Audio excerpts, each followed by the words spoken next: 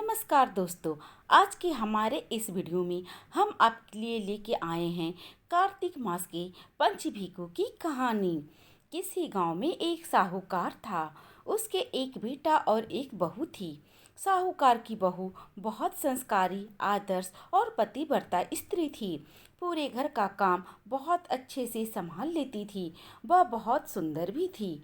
बहू ने नियम ले रखा था कि वह किसी भी पर पुरुष के सामने नहीं जाती थी। पुण्य कर्मों में, पूजा पाठ, दान सेवा में उसकी रुचि थी। हर वर्ष कार्तिक स्नान व्रत जरूर करती थी। कार्तिक में बहू गंगा जी के स्नान के लिए अवश्य जाती थी, लेकिन कोई पर पुरुष ना देख ले, इसलिए वो सुबह तड़के ही स्नान कर लेती थी। एक बार कार्तिक माह में उस नगर के राजा के बेटे ने भी कार्तिक स्नान का विचार किया। वो सुबह जब गंगा जी पर आया तो देखा कि घाट गीला है। वो हैरान होकर सोचने लगा, मैं इतना जल्दी स्नान करने आया हूँ, पर मुझसे भी पहले कौन स्नान करके चला गया। रोज यही होता था। वो सोचता ही रहता कि इतनी सुबह कौन आया होगा। कार्तिक महीने के 6 दिन बचे थे। उस दिन साहूकार की बहू तो स्नान करके वापस जा रही थी और उसी समय राजा का बेटा स्नान करने के लिए आ रहा था। आवाज़ सुनकर बहू जल्दी जल्दी जाने लगी, लेकिन जल्दबाजी में वो अपनी माला और मोजड़ी वहीं घाट पर छोड़ गई। राजा का बेटा जब घाट पर पहुंचा तो उसने घाट पर वह माला और मोजड़ी देखी, तो वह समझ गया कि कोई स्त्री है जो मुझसे पहले यहाँ स्नान करने आती है। राजा के बेटे ने उस माला और मोजड़ी को हाथ में उठा लिया और सोचने लगा कि जिस स्त्री की माला और मोजड़ी इतनी सुंदर है, वो खुद कितनी सुंदर होगी। उसके मन में पाप आ गया। उसने पूरे गांव में घोषणा करवा दी कि जिस स्त्री की ये माला और मोजड़ी है, वो 5 रात मेरे पास आएगी। सारे गांव में थू थू होने लगी, लेकिन राजा का बेटा है, कोई बात टाल ही नहीं सकता। साहूकार की बहू ने राजा के बेटे को संदेश भिजवा दिया, ये माला और मोजड़ी मेरी है। मैं 5 रात गंगा जी के घाट पर आऊंगी। वहाँ मुझसे जो कहना है वह कह लो। साथ ही एक साक्षी ले आना जो यह साख भर सके कि मैं 5 रातों तक वहाँ आई थी।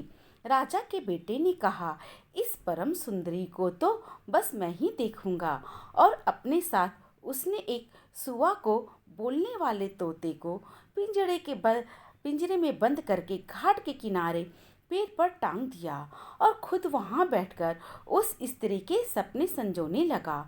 बहू रात को जब घाट पर आई, पहली पौड़ी पर पैर रखा और बोली, हे कार्तिक के ठाकुर, राई दामोदर, पांचों पांडु, छोटे नारायण, भीकम के राजा, मुझ पर कृपा करो, मेरी लाज रखो, उस पापी को नींद आ जाए। तभी राजा के बेटे को नींद आ गई। बहू नहा धोकर जाने लगी तो तोते से बोली, सुबह सुबह तेरे गल डालूंगी हीरा, मेरी साख भरियो मेरे वीरा। सुबह आनी तोता बोला, कभी वीर भी साख भरता है। तो फिर से वह बोली, सुबह सुबह सुबह तेरे पग ढालूंगी नेवर, साख भरियो मेरे देवर। सुबह ने कहा, ठीक है भाभी, मैं तेरी साख रखूंगा। वह चली गई। तब राजा का बेटा हड़बड़ाकर उठा तो सुबह से पूछा, सुबह वो आई थी, वो कैसी थी? सुबह बोला, आभा की सी बिजली, होली की सी झल, केले की सी कामनी, गुलाब का सा रंग। अगले दिन राजा के बेटे ने सोचा, आज मैं अपनी उंगली में चीरा लगा लेता हूँ, दर्द के मारे मुझे नींद ही नहीं आएगी। वह उंगली चीरकर वहाँ लेट गया। बहू आई और उसी तरह प्रार्थना करने लगी और राजकुमार को फिर से नींद आ गई। वो स्नान करके फिर चली गई। राजकुमार ने फिर तोते से पूछा तो उसने सारी बातें दोहरा दी। अगले दिन राजकुमार आंखों में मिर्ची डालकर बैठ गया। बहू आई, उसी तरह प्रार्थना करने लगी।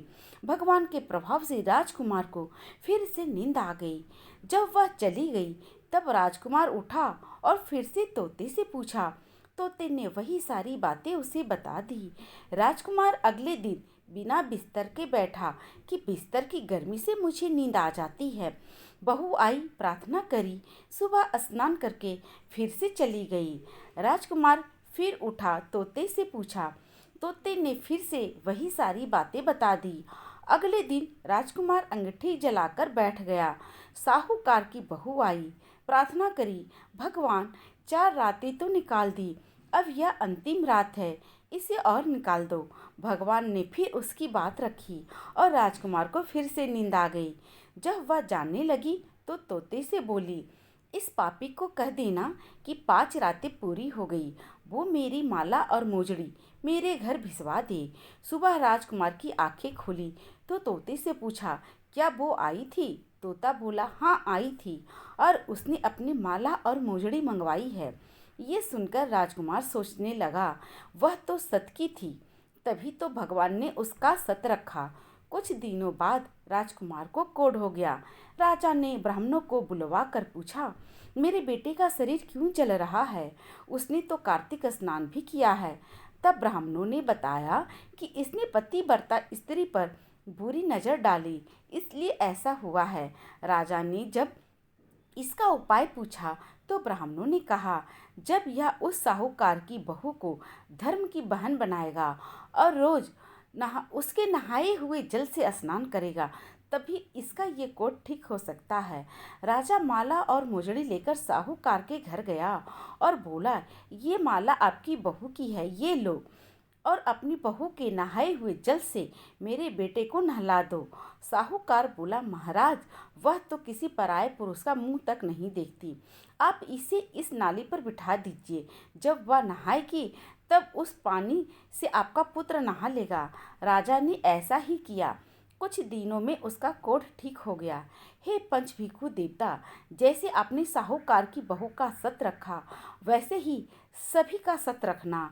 अब सुनते हैं पंचभिखु की दूसरी कथा। किसी गांव में एक महिला रहती थी जिनका नाम पोपाबाई था। वो भगवान विष्णु की सच्ची भक्त थी। वो उनकी पूजा सेवा पूरे नियम और प्रेम भाव से करती थी। उन्होंने अपना जीवन भगवान विष्णु को समर्पित कर रखा था। उनके माता पिता का बचपन में ही देहांत हो चुका था। उनका एक बड़ा भाई था। भाई की शादी हो चुकी थी। वह दिन रात पोपाबाई की शादी की चिंता में लगा रहता था। जब भी कोई रिश्ता आता तो वो मना कर देती। उनके भाई को लगा ये सब उनके पूजा पाठ की वजह से हो रहा है।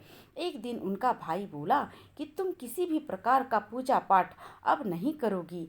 यह सुनकर पोपाबाई को बहुत दुख हुआ और बोली, मेरा जीवन भगवान को समर्पित है, मैं कभी शादी नहीं करूँगी। मेरी झोपड़ी गांव के बाहर बनवा दो, मैं यहाँ अब नहीं रहूँगी, और गांव के सभी लोगों को कह दो कि वो अपनी गाय बछड़ों को मेरे यहाँ घास चरने को भेज दे। मैं पूरा दिन उनका ध्यान रखूँगी और वो अपने घर का बचा खुचा खाना मुझे दे देंगे। भाई ने उन्हें समझाने की बहुत कोशिश की, पर पोपाबाई नहीं मानी। वो अब अकेली गांव के बाहर झोपड़ी में रहने लगी और ज़्यादा से ज़्यादा समय भगवान की सेवा पूजा में बिताने लगी। एक दिन उस नगर का राजा शिकार करने जंगल जा रहा था। वो रास्ते में उस झोपड़ी को देखकर रुक गया।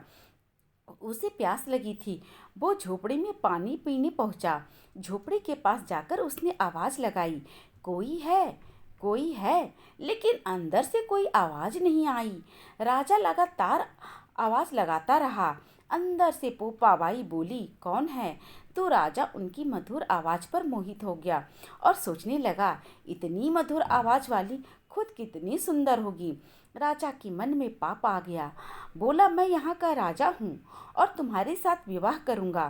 पोपाबाई बोली, जहाँ से आए हो वहीं लौट जाओ। मैं किसी पर पुरुष का मुख भी नहीं देखती, शादी तो दूर की बात है। ये सुनकर राजा और भी प्रसन्न हो गया और उन्हें जबरदस्ती अपने महल ले गया। पोपाबाई ने राजा को श्राप दिया कि तुम्हारा राजपाट सब नष्ट हो जाएगा। महल में जब रानियों को सारी बात पता चली तो उन्होंने राजा से अनुरोध किया कि इस महिला को वापस छोड़ आओ, ये हमारे राज्य के विनाश का कारण हो सकती है। रानियों की बात सुनकर राजा जब पोपाबाई को वापस छोड़ने जाने लगा तब रास्ते में एक पाप की नदी आई जिसमें राजा डूब गया। पोपाबाई बहुत दुखी थी क्योंकि एक पराये पुरुष ने उन्हें हाथ लगाया था और उनका सतीत्व नष्ट करने की कोशिश करी थी। पोप्पाबाई ने वही अपनी इच्छा शक्ति से अपने प्राण को त्याग दिया। जब पोप्पाबाई धर्मराज के पास पहुंची तो उन्होंने पोप्पाबाई का बहुत आदर और मान किया और बोले, आपको वैकुंठ वास तो नहीं मिल सकता, क्योंकि आपने विधान के अनुसार नहीं बल्कि अपनी इच्छा शक्ति से प्राण त्यागे हैं, परंतु भगवान विष्णु की आज्ञा से आपको सोने का राज्य दिया जाएगा। तो दोस्तों, यह थी भगवान विष्णु की एक अनन्य भक्त पोप्पाबाई की कहानी। वीडियो पसंद आई हो तो वीडियो को लाइक, शेयर और चैनल को सब्सक्राइब करें। राधे राधे।